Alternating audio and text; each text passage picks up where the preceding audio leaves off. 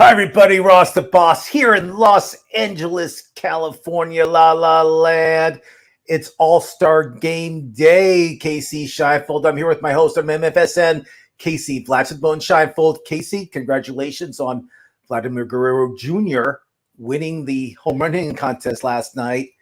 What are your thoughts? I don't like it, to be honest, because too often I've seen, the curse of the home run hitting champion, just be terrible the second half of the season. As with a name like Vlad to the Bone, you can imagine I'm heavily invested in him on most of my teams. So if he struggles in the second half, a la like Bobby Abreu way back in the day, or some of those guys, I don't like the idea of the fiery finish for my teams.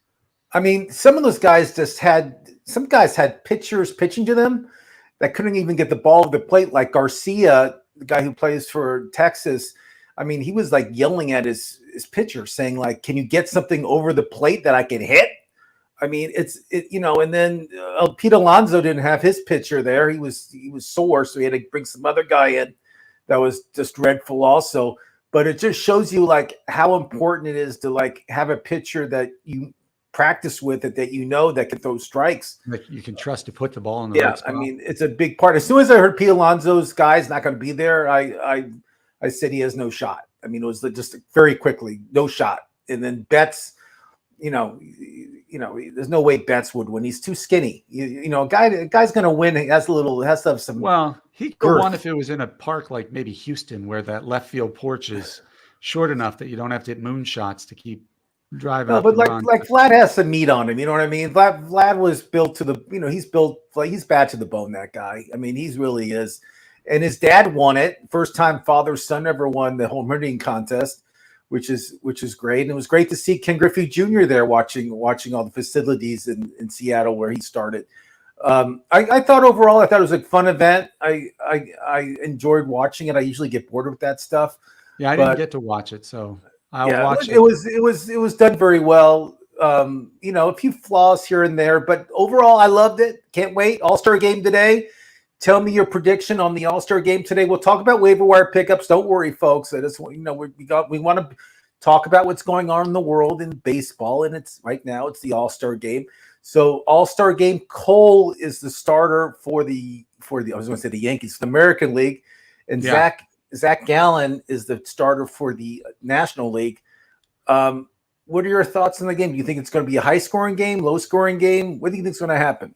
I think it's going to be right in the middle. I think the National League is going to win 5-3 would be my prediction. I think, I just think the National League, I think the Braves, like you put Acuna and Matt Olson and some of those guys, like the National League is just impressive.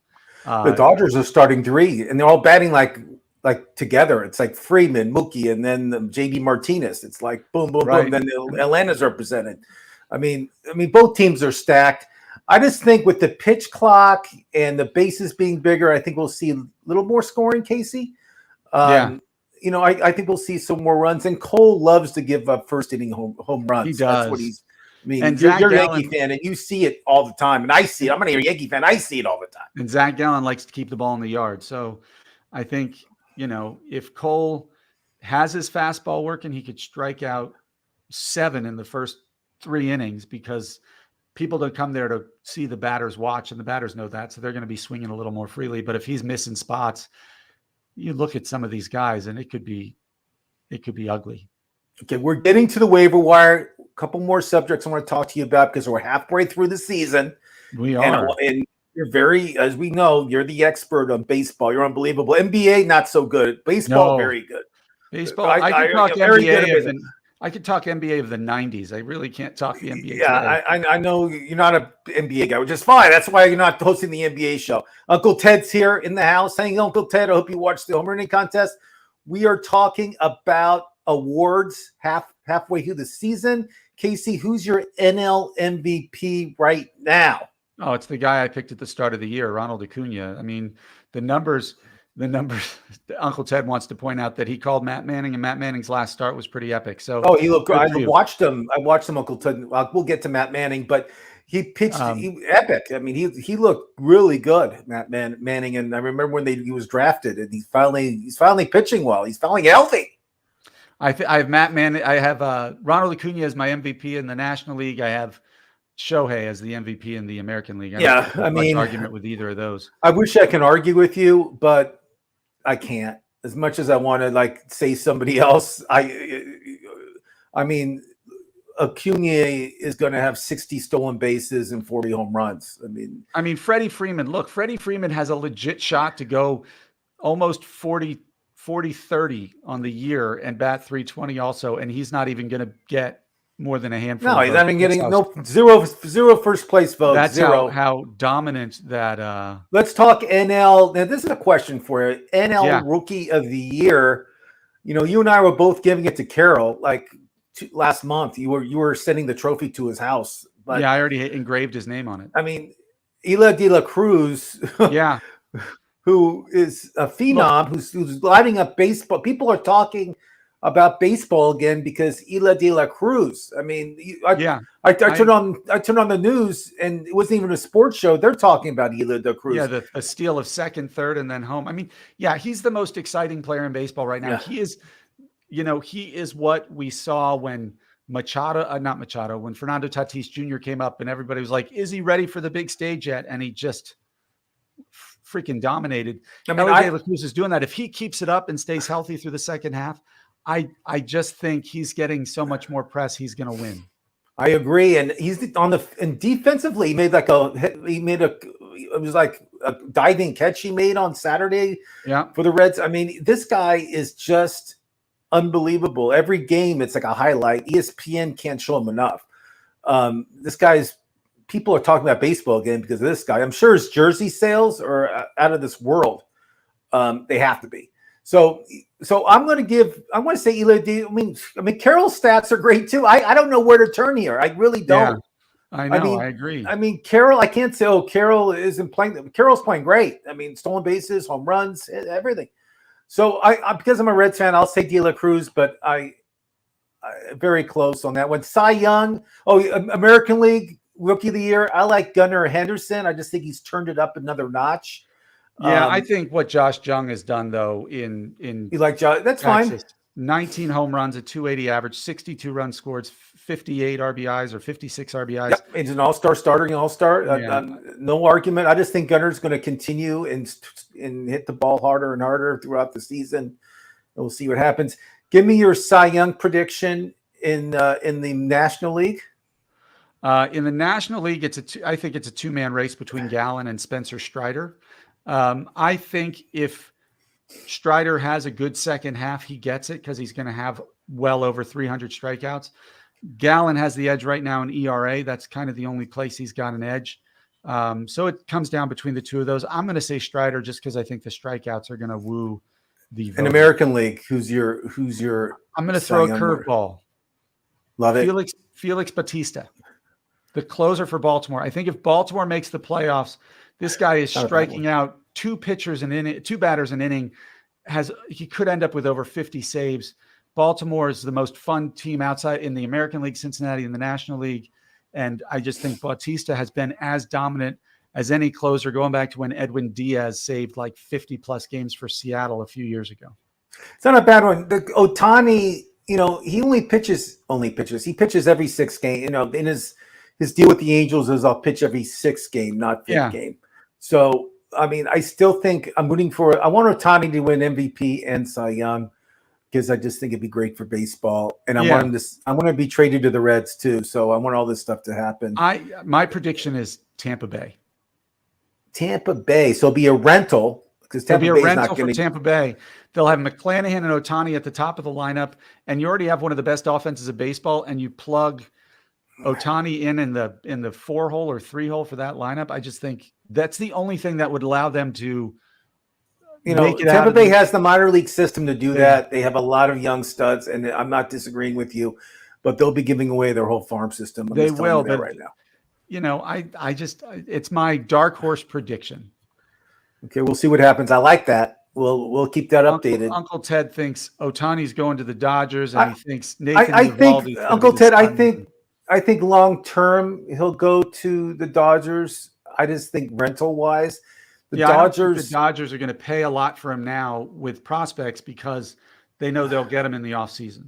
Yeah, that's what I think. But Uncle Ted, I think I think we'll see him in a Dodger uniform. Won't be this season because the Dodgers, they don't want to give away all their prospects. They have a lot of good ones, and they just don't want to do it.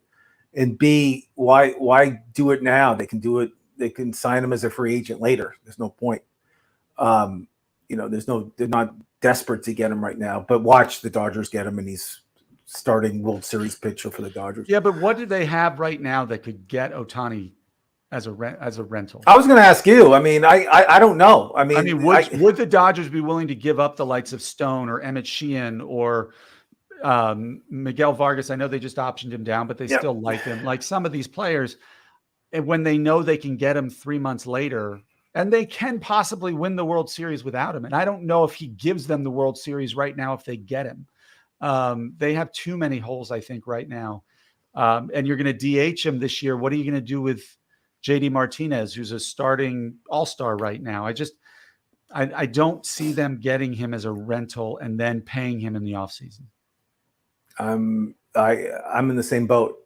And I just think the Dodgers will pay him $700 million, 12-year deal, $700 million. And we'll have Japanese media here for 12 years, nonstop. That's all you'll see. Uncle Ted says the Dodgers rented Manny Machado, Max Scherzer. Don't forget Trey. I remember that. Away. So they are the king of rentals. And I agree, they've done it in the past. But if you remember, they gave up Kybert Ruiz and Josiah Gray to get Scherzer and Trey Turner. That's nothing. I know there was a minor league outfielder too who's a big prospect. I'm blanking on his name. I don't mean Connor Joe. They gave away. There's a few good guys that are still in the majors that they gave away. Ohtani's different. What you'd have to give to get him, because you're going to have to back the truck up for him. The Mets. I was thinking just because they do have a bunch of guys in the minors, and that I think they'll depart with to get Ohtani. Yeah. So I'm putting the Mets in the race and the Dodgers. I like your Tampa Bay. As much as I would love to see the Reds, it's not going to happen. Love Cincinnati to get him. I think I would love it too. Cincinnati would immediately be my favorite team for the rest of the year. I don't know. Just imagine the Reds. The pitches Ellie De La Cruz would get to hit if Ohtani was batting behind him. Or imagine the marketing they can do with those two guys on the same team. Can you imagine all the jerseys and all the stadiums that would sell out just to see Ohtani and De La Cruz to play together? It'd be like and even Joey Votto is having a great year. We'll get to him. Don't worry, Uncle Ted. We'll talk about waivers. This is my favorite comment you've ever put up. FYI, free Slurpee Day at 7-Eleven, everyone. Nicely done. I appreciate that. I'll be going there after the gym. But thanks for the hint. So let's talk waiver wire. We're 13 minutes into the show. Let's talk waiver wire. Let's talk catcher. Casey, who's your number one catcher pickup? And remember, we're over halfway done with the season, and fantasy wise, we're like 3/4 done with the season. So he's still only at 59% ownership, and I think it's got to be Francisco Alvarez of the Mets. This guy actually has keeper potential if you're in a keeper league. Last 2 weeks, 324, 5 home runs, 10 RBIs. Getting that out of a catcher is epic. I don't know if there's anybody else I'm dying to pick up. Somebody I'd be willing to bet on for the second half, or at least take a chance on. Okay, is Bo Naylor in Cleveland. I know he hasn't been tearing it up since he's been called up, but the guy's got talent, and I'd rather take a chance on Bo Naylor than find one of those boring guys off the waiver wire who aren't going to help you, because Naylor is a speed and power guy, and if he gets going, he gets going. So another guy that I like is Yonder Diaz of Houston. I just love Houston's lineup. He's hitting 263 for the year, 10 home runs. You times that by 2, 20 home runs for the year. It's not bad for your catcher position. Not bad at all. The Seattle is a guy, he doesn't play every day, but he's hitting over 500 the past 2 weeks. Tom Murphy? Yeah. Not to be confused with Sean Murphy. Yeah, again, he plays for Seattle. So he doesn't play every day, but he is hitting over 500. So he's a streaker, but you may have to watch when he starts and plays and stuff, because I don't think he plays every day. Ted, you mentioned Mitch Garver, who I like a lot. He's like 90% owned. No, he's only 5% rostered. Oh, because he got hurt. That's right. Because of his injuries. So it's Jonah Heim is like 90%. Right. That's what's killing his playing time, because Jonah Heim has been he's the that's all-star Jonah Heim. starter. I get those two mixed up. I really do. Garver Isn't and he Heim the all the all-star time. starter? No, it's a guy for Baltimore, isn't it? Oh, Adley, yeah, that's true. It's Adley Rutschman. It's Adley. I mean, you see his you don't watch it. His mom and his girlfriend were there. It was kind of fun to watch. And his dad threw the balls to him during the home running contest, which is kind of cool. A la Bryce Harper. Yeah, which I kind of liked. It was a nice little, even though he didn't move it forward because he just got creamed by your guy Luis Robert. But I mean, he still had a good showing. Yeah, I liked Luis Robert. So let's talk first base. I'll go first with this guy that went to probably one of the best universities in the country, I mentioned Arizona last State. week. Yep. Arizona State. You talk about him, Spencer Torkelson. Yeah. First pick in the draft. Yeah, first pick in the draft that happened. The draft was a couple days ago too, which was kind of exciting. Spencer's hitting 295 for the past couple weeks and has like 4 home runs. Detroit's playing a lot better than Casey. I mean, they're not getting like blown out. They're not gonna win many, but they're not embarrassing themselves. And Uncle Tit just said Mike Ford, who I like a lot. Mike Ford doesn't play every day. He just kind of makes sure he's in the lineup. But Mike Ford, I believe he plays for I don't know where he plays now. I remember when he was with the Yankees, kind of this burly lefty with really short arms, but had a compact, powerful swing. And I remember thinking, for an Ivy League baseball player, he's pretty darn good. Oh, yeah. I think he went to Yale or Princeton. I'm not sure which. Yeah, I think, didn't George Bush play baseball at Yale? Yes, he did. Okay, good little trivia for you. So I also like Gary Cooper. Not I made that up. I also like Garrett Cooper. Yeah. Yeah. From Miami. Was Gary Cooper pride of the Yankees? Didn't he play Luke Gehrig? You're 100% right. Good memory. So you he and I weren't even close to being born yet, but yes. So Garrett Cooper, 348, 3 home runs, 10 RBIs the past couple of weeks. I mean, all the Marlins do is win. I mean, the playoffs started today. The Marlins are in. I think they'll continue just because their starting pitching is so strong. But is there any other first basemen that Luke Raley, as a part-time player, when he's in, has been really effective last couple of weeks. 3 home runs, 9 runs scored, 8 RBIs. And he hasn't been doing well, no power to speak of, but he's getting his batting average. He's still an on-base kind of guy. Is Tristan Casas. I think that's somebody who in the second half is worth kind of investing in, or at least watching. And if you see him start to produce, snap him up quickly, because he's got the pedigree to really be helpful. Yeah, the Red Sox were so high in the beginning of the season, and then everybody just dropped him. I mean, he wasn't hitting home runs, no RBIs, but he's somebody that, yes, he should be on your watch list. He's very talented, and he could get hot in August. I agree with you 100%. It's a good one. Let's talk second base. Casey, who's your number 1 second baseman?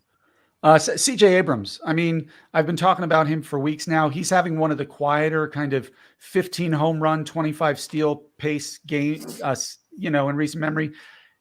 In the last 8 games, he's batting .367 with 5 steals. This is a guy who was the centerpiece, was also one of the big pieces traded by San Diego to the Nationals. And I think he's starting to figure it out. He was the Juan Soto trade. This guy is really good, and if he's figured it out, it's a good guy to get. Can I ask you a question? Why is Jordan Westberg not over 60%? I think I don't know. I have him on my team, certainly. I know he has no home runs, but he's hitting over 300. Yeah, and he'll figure out the power as it. I just don't get it. I mean, he's multi-position too. It's not like he just plays second. He also plays like a shortstop or third base. Yeah. I mean, I just don't get why he's not over 60%. I mean, he's definitely like one of the top prospects, and he plays on a team that scores a lot of runs. Yeah, he's stuck on the hype. He's behind the hype train, behind Gunnar Henderson, who plays in the infield for Baltimore, and Colton Cowser in the outfield. So I think he gets a little forgotten there. But yeah, I think he's been ripping the cover off the ball. Uncle Ted mentioned Zach Remillard. I like him. Chicago White Sox rookie coming up, doing really well. I think he's a speed guy more than a power guy, but he's getting on base. He's scoring runs. That's a good call. I wouldn't shy away from him either. I think the White Sox are going to clean house during the next couple of weeks before the Yeah, I trade think deadline. Giolito, Lance Lynn, you're going to see a lot of names I going. mean, Lance Lynn, who looks like a truck driver when he pitches, he's so heavy. But I mean, it's just Chicago's going to they'll be selling a lot of their team. You'll be seeing a lot of those guys gone. The only guy I think they'll keep is Robert, I guess, and. Yeah, they might keep Jimenez just because they probably can't get value for him because he's so injured all the time. Maybe if they can get something for him, they might get rid of him too. Yeah. I mean, Andrew Vaughn, I think they want to hang on to. I like him, but I think he's good trade bait. We'll see what happens. But I think Lucas will be for sure traded. He's already talking bad about Chicago. He doesn't like living there. He doesn't like the city. Yeah, I'll be curious to see what they do with some of their pitchers. I mean, who's the flamethrower kid who when Graveman? He pitches? No, the starter. Lopez. The starter. I'm blanking on. He missed a year because of during. Yeah, I know you're talking about. I'm blanking on his name. I'll think of it at some point. Cease. What? No, Dylan Cease he's not going anywhere. I'm talking about Michael Kopech. That's the name I'm trying to think of. Kopech's hurt. I don't think it. Well, I think they still trade him. He had a good run. So let's talk shortstop. Go ahead. Really a thin position. J.P. Crawford's the only one that I said last week. I'll still say him this week. In the past couple of weeks, he's hitting 298 with 2 home runs. Great player when he's healthy. I think he's healthy still. If you need shortstop help, he's the only one I recommend picking up right now at that position. Well, I'm going to say Ezekiel Tovar just because he's still under 60%. Wow. He's at 45%. Yep. And then also, I've talked about him for a few weeks now. The guy in Kansas City who plays the middle infield better than the guy who they have starting in the middle infield is Michael Garcia. This guy's been great since he's been called up the last 2 weeks. 300 average, 3 stolen bases, 6 runs scored, a home run, 4 RBIs. He's chipping in all over the place. He'd be a dark horse rookie of the year candidate if it wasn't for the Gunnar Hendersons and the Josh Jungs of the world. Yeah, it could be a little problem. So let's talk third base. I feel this guy's going to have a great second half, and he's under 60%. And he always has over 100 RBIs every year, over 100 RBIs. It's Suarez for Seattle. I mean, the past couple of weeks, he's hitting 256 or 3 home runs. But I think he's going to have a torrid catch on fire second half, just because he always does. I mean, he always picks it up in the second half, this guy. And right now he's you can pick him up in a lot of leagues. He's under 50%. He's the one I suggest you pick up if you need a third baseman. Yeah. If you want to take a bet on somebody, Brett Beatty is a top prospect. He struggled for the most part, but if he figures it out, and the Candyman, Jeimer Candelario, somebody you've talked about, I think every year we've done the waiver wire. Every year he's always never disappoints. Never owned as much as he should be. 3 home runs, 3 RBIs the last couple of weeks at 270 average. Certainly worthy of looking at. Yeah, but he plays in another team. You'll be seeing a lot of exits is the Washington Nationals. You'll be seeing that whole team disbanded. So Uncle Ted thinks Lucas Giolito and Eloy Jimenez are going to the Mariners, and Dylan Cease is going to the Orioles. Dylan Cease to the Orioles would be exciting. Imagine if they got a really kind of strong top of the rotation guy. That would make their team pretty scary. And I agree with Uncle Ted. I think the Orioles are one starter away from they have the best bullpen in baseball. So if you great bullpen, they just need Gibson's not pitching that great. I just feel they need another starter to be in that rotation. Yeah. And I think Cease would be great. I think a change of senior for him it will help him tremendously too. I just don't think these guys like playing for the White Sox for some reason. You can just tell watching the game, they just not having a good time. Let's talk outfield. This guy is just, I can't figure him out. I mean, every week he's like either doing really good or really bad. Right now he's doing really good, so pick him up. He's a streaker. Is Jarren Duran of the Red Sox. 486 KC Scheinfeld the past 2 weeks, 3 stolen bases and 2 home runs. And 11 runs scored. So he's doing it. I mean, this guy, pick him up, but don't say like 2 weeks from now, oh, he sucks.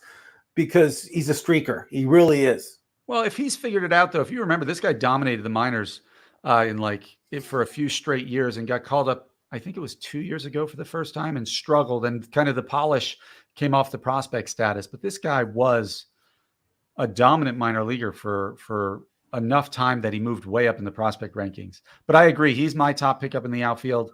I also like Jack Sawinski in Pittsburgh. The guy's 4 home runs the last 2 weeks, 13 RBIs, still batting .325 doing it. That's pretty impressive. And somebody who I'm a big fan of, he never gets talked about because Cincinnati's talking about everybody else. I'm not even talking about the TJ Friedels of the world. I'm talking about Will Benson.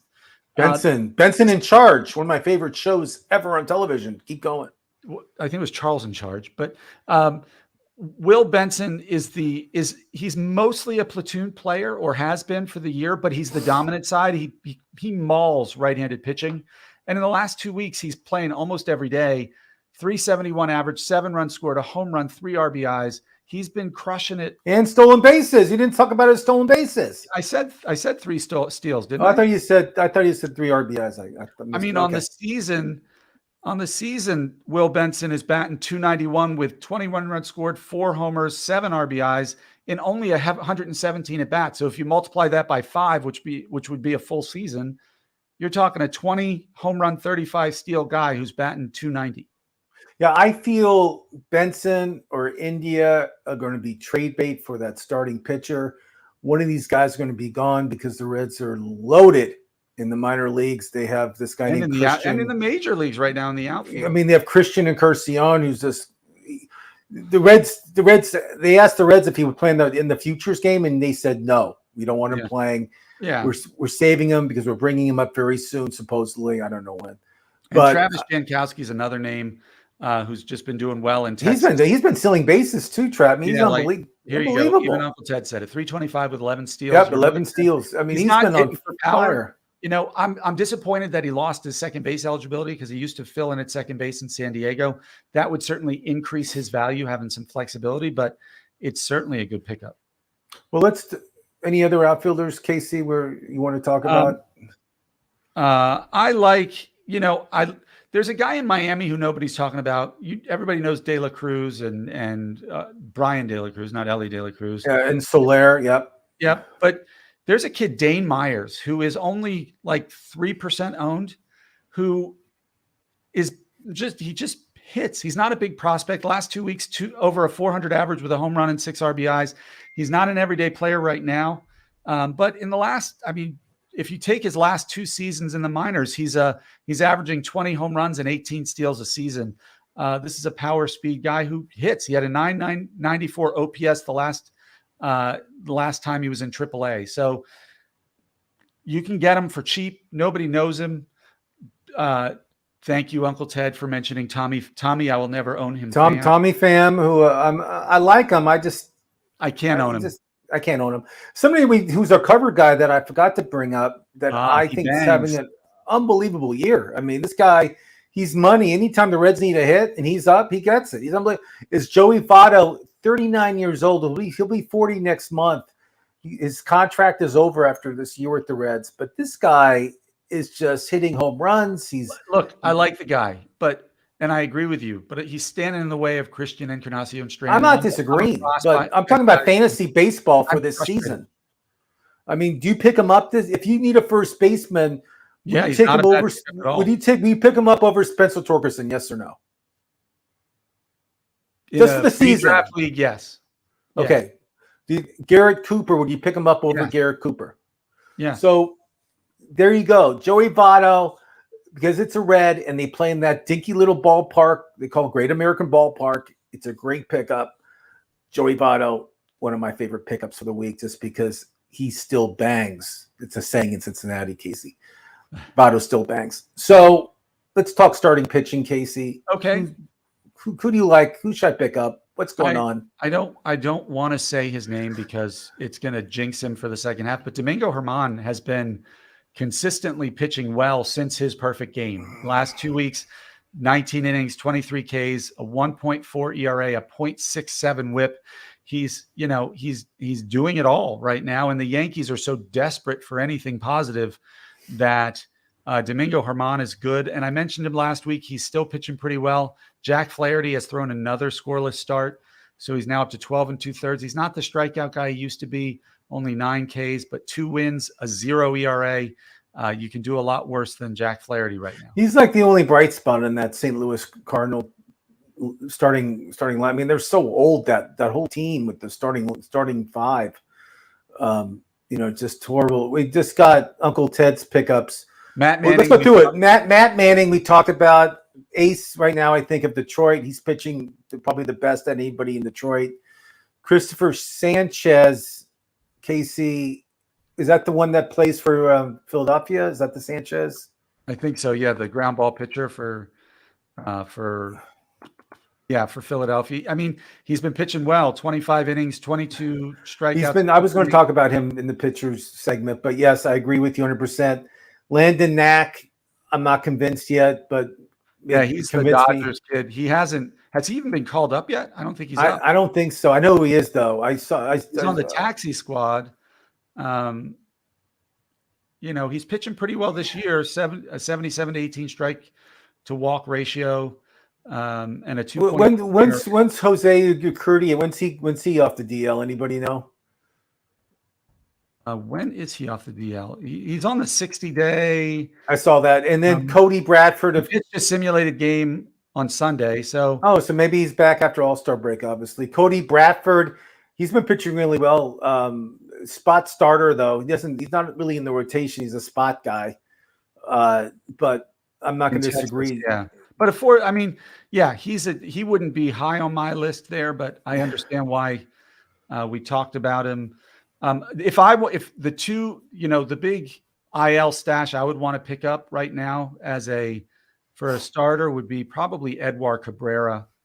Can I give you a little inside? Who's a great stash, and I'm sure he's protected in most leagues, but he's going to be back, I think, the first week after the All-Star break. And before he won the DL, he was pitching lights out. Is Woodruff of Milwaukee. Yep. Brandon Woodruff. He's going to pick. He's over 60% owned. I think, but you never some owners, because he was gone for so long. Maybe dropped him in some of these leagues that don't have a big bench. I don't know, but just check it out. Check out Woodruff to see where he stands in your league. I don't think it's a bad idea. Just because he's back next week. He's going to pitch. I think he's pitching 1 or 2 minor league starts, or he'll come in the game and pitch a few innings. But Woodruff is back. So for me, I picked him up in a couple of leagues last month. Because I knew he was coming back. Somebody I'd be willing to bet on in the second half is Nick Lodolo. He was not pitching well in the first half before he got hurt, but he's coming back. When's he coming back? Let me see. I think I had it here somewhere. I love Nick Lodolo. He's one of the Reds' top prospects last year. He went down with a major injury beginning of the year. Yeah. But I do like Nick Lodolo. I feel he can be an ace on our staff. They're hoping the end of this month, the beginning of next month. Okay. And you remember last year in his final 9 starts of the season, 2.7 ERA, 67 strikeouts and 55 innings. Like, he's flashed the stuff to be. Yeah, I'm not disagreeing. Oh, here you go. Uncle Ted mentioned one of your faves. I love Grayson Rodriguez. I hope he's pitching well in the minors. I know he had a couple great starts. I hope they bring him up again. I just feel like every time they bring him up, it's a disappointment. I don't know why.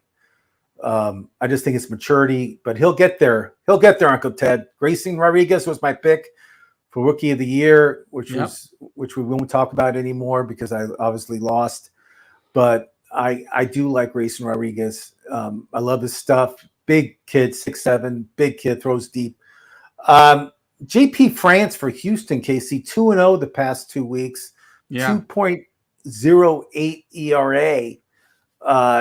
This guy is pitching lights out. He's pitched. I watched his last start. He looked great, and I feel Houston's going to make a huge run. They'll get healthy. They'll get their whole team back. Yeah, once they get their starters back, I think, and it depends what happens. Obviously, with Jose Altuve, who's hurt again. I think he's on the IL again. So But yeah, I mean, that's an exciting team. Kenta Maeda, I would bet on for the second half. He's back from injury and pitching great since he's come back. Kyle Bradish in Baltimore is pitching really well the last couple of weeks. I like Bradish. I mentioned Tariq Skubal last week. He's 8 innings, 11 Ks, a 0 ERA in his first 2 starts off the IL. Tanner Bybee is still under 60%, and he's pitching well. So there's a lot of starters. Starters I felt like were pretty deep. Relief pitchers, Ross, that's another issue. Who do you have there? I mean, the only one I saw under 6% that will get you saves, he's still the save guy, is Jordan Hicks of St. Louis, and he's barely under 60%. He's like 59%. I like Joel Penamp for Milwaukee. I watched him pitch over the weekend against the Reds. That guy has some nasty stuff, but he's a setup guy. And because Devin Williams, you think Devin's going to be traded, huh, Uncle Ted? I don't. The Milwaukee's like 1 game behind the Reds. They're not going to trade their closer when they're so close of making the playoffs. So like 1 game out of the wild card and 1 game out of the Central. So why would they trade Devin Williams? No, but it does bring up and he brings up a really good point that we always start to touch on this time of the year. And that is, when you're looking for help in the second half, it's important to identify who you think is going to be traded and then who fills that spot. And nothing is more important than the closer role. And I think he's right. If Devin Williams was to get traded, I think Piamp is naturally. I agree. But I just think it'd be the dumbest move ever to get rid of Devin Williams. Well, you got to remember, and Uncle Ted they did trade Hader 2 years ago. So why not? Right. Yeah, they traded Josh Hader 2 years ago, so might as well trade their best closer in years than Devin Williams. I agree, but it was funny. I was looking at like what teams are like totally out of it that would trade some of their closers. And the only one that I really liked was Chapman from Kansas City, and he was traded to Texas. But he's still only 47% owned. So right. I mean, that's only, and I think he'll be the closer right now after the All-Star break. But I mean, if you look at the other teams, I mean, there's really like no other great closers. Trevor May is pitching pretty well in Oakland, so you could see him dealt. Outside of that, there's not a lot. Hunter Harvey in Washington is pitching pretty well. I was going to mention Hunter Harvey. I mean, see him dealt. I mean, I'll tell you teams that need closers: the Florida Marlins, LA Dodgers. Those 2 teams for sure. Has a deep bullpen, but they're in the playoff hunt. Is the Giants? I mean, they're right there. I mean, they're playing great baseball. But I think that people weren't anticipating the Orioles being in it right now. Imagine if the Orioles were out of it. What they could get for Bautista and Yimi, whatever his name is, Senna or whatever it is. Yeah. Oh, I agree with Ted. But thinks the Pirates are going to move Bednar. He was on my list, and he's an all-star. Actually, it's actually a cool story how he became an all-star. I think it was Kershaw decided when the Pirates were playing the Dodgers that he's not going to play in the all-star game. He's hurt, so Bednar got his spot, and Bednar sent him like a whole bucket of beer to thank him. Did he? Yeah. Probably like Rolling Rock because they're a Pittsburgh. Well, they were in Dodger Stadium, so they just have in Dodger Stadium. Yeah, it was in Dodger Stadium, so they just sent the one of the ball boys for Pittsburgh brought over a bucket of beer to give to Kershaw, which I think was great. But I think Bednar, that's a good one. That's probably because the Pirates are out of it. They're like 8 games or 9 games out of first place in that Central. They were in it. They were in first place a month ago, and now they're in like third or fourth place. Unbelievable. I know. But Bednar's a good one. I think he could be. I think he could be gone. I think that's if the Pirates would get rid of him. Somebody good to pick up to get back onto the relievers. We mentioned Chapman. We mentioned Hunter Harvey. Yep. Right. That's who we mentioned so far. Yep. I think is Michael King of the Yankees. And also Hicks too. Yeah. If you look at the Yankees bullpen in the last 3 weeks has like an 8-something ERA or 14. It's atrocious. I've watched these games. Clay Holmes is not getting it done. No, Michael King is the only one of them who's pitching well. I think you're going to see him transition to the closer role. And if the Yankees are going to make a second half push, they're going to need a strong closer. And that could, if they don't, I picked him up in our league, Casey. I picked him up in our league we have together. I just don't know. I mean, it's so weird. who they decide who closes games. I can't figure it out in New York. Well, that's because he doesn't know who to trust. I mean, like if you watch Yankee games, and I watch a bunch, you just see from the 6th inning on that Aaron Boone looks like he ages with every 2 pitches or 3 pitches. Like, I swear, if that guy doesn't have a stomach full of ulcers and a drinking problem by the end of the season, he's the toughest man on the face of the earth, because it is not fun watching the Yankees bullpen right now. Do you think the Yankees are going to make any big moves, Casey? Do you think they'll be pulling the strings? I think you could see either. Wow, that's a tough one. I think you could see one of a few minor league guys moved, but they don't have a great farm system right now. They don't. And I don't know where you deal for. I mean, you could deal Gleyber Torres. You might be able to get something for him. He's gained some value back. And you can put Oswaldo Cabrera or the other Oswald, starts with a P. I'm blanking that one too. The other good shortstop prospect they have, or maybe they trade one of those. I don't know. I just don't think they have anything anything to trade. I mean, if Josh Donaldson's not worth anything. No, if you get Aaron Judge back, that's big. They're getting Rodon back. That's the same as a trade. They're getting Loaizaga back. That helps your bullpen. So those are the things. I think if they're going to trade anybody, it would be a Gleyber Torres type, maybe an Oswaldo Cabrera type. But you're not moving Stanton as much as they'd love to. You're not moving Donaldson as much as they'd love to. You can't. Okay, I want to mention a couple of teams that were very disappointing during the first half, and tell me if they'll make the playoffs or not. Are you ready? Then we'll get out of here. I'm ready. San Diego Padres, huge payroll. Will not make the playoffs. Fire sale. I agree with you. I think their ego, the GM won't do that just because he's a huge ego and he doesn't want to say he failed.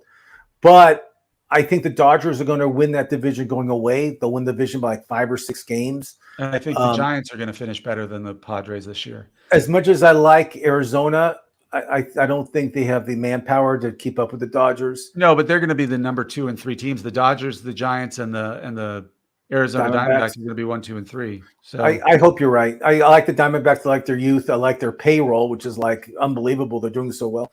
Now let's talk about the New York Mets. Ooh. Very disappointing, but they became hot like the past 2 weeks. Yeah, they were like sweeping. They went to Arizona and swept them. They went to San Diego and took 2 out of. I mean, they're playing really good baseball. Yeah, the advantage there for them is because Scherzer and Verlander were hurt and ineffective in the first half. Their arms aren't going to be worn out come October. So if they can manage to stay hot and get Pete Alonso, he's hitting RBIs, but he's batting like 215. If Starling Marte can come back strong and you get some of these guys, they have a chance. It's not like they're not catching the Braves. The Braves are the best team in the NL. Oh, I agree 1,000%. I don't catch the Marlins. The Marlins, I love the Marlins. I worry about the youth being able to stay in a pennant race, being able to play as the pressure gets on. And the Phillies, they were starting to play well at the end of the first half too. If Harper catches fire and some of the other guys continue to play well, they have a chance. But I think the Mets, of the teams that were sorely disappointing in the first half, have the best chance to still sneak into a wild card. I like the Phillies just because last year they did the same thing in the second half. They just tore it up and they made the World Series. I think the Phillies are a team. But Zach Wheeler and Aaron Nola have to pitch better. Oh, Aaron Nola got rocked last start. He got rocked. Embarrassing what happened to him a few days ago before All-Star break. Well, Casey, we'll watch the All-Star game today. We got one question left. He wants to know who you think the biggest bust of the first half has been. Trey Turner and the San Diego Padres. What's the next question? So you think Trey Turner? Hands down, is the biggest bust just because you got to remember, people were drafting this guy 1 or 2 in their league overall. Yeah. I mean, it wasn't like he was in the 3rd or 4th round. This guy was like a first-round draft pick. And look at those stats. I mean, they were terrible. I think Bryce Harper has to be considered. I know he was hurt the first month. Yeah, I would say Bryce too. 3 home runs, 5 RBIs, only 23. 5 stolen bases, 23 RBIs. Which is why if they both catch fire in the second half, on the pitcher side, Corbin Burns was obviously considered one of the top 5 pitchers in the league, and he's been he's been bad. He's been horrible. Julio Horrible, Urias, dreadful. How about Julio overrated. Urias? 4.76 ERA. Barely a strikeout per inning. Dylan Cease has been terrible. I mean, his strikeouts have been good, but that's it. Darvish has been awful. I don't know what's wrong with Darvish. I have no idea what's going on with Darvish. All right, now he wants to know who your first half steal was. If I had to say like somebody that was drafted late or got no press and people picked in the 4th or 5th round, I would say Matt Olson, just because people were not drafting him in the 1st or 2nd round. They were taking him in the 3rd and 4th round. He went kind of late. Corbin Carroll, I know he had a lot of press, but no one expected him to do what he's doing right now. I mean, he was going in the 4th and 5th round also.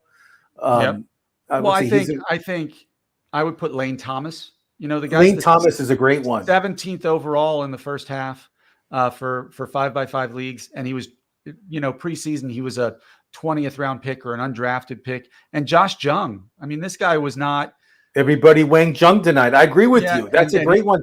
And somebody that you picked up that you talked about and you picked up in our league, it's Abbott. I mean, Abbott for the Reds has been lights out, and this guy strikes out people. He doesn't give up many runs, and until he was brought up and he pitched a few times, people had no idea who he was.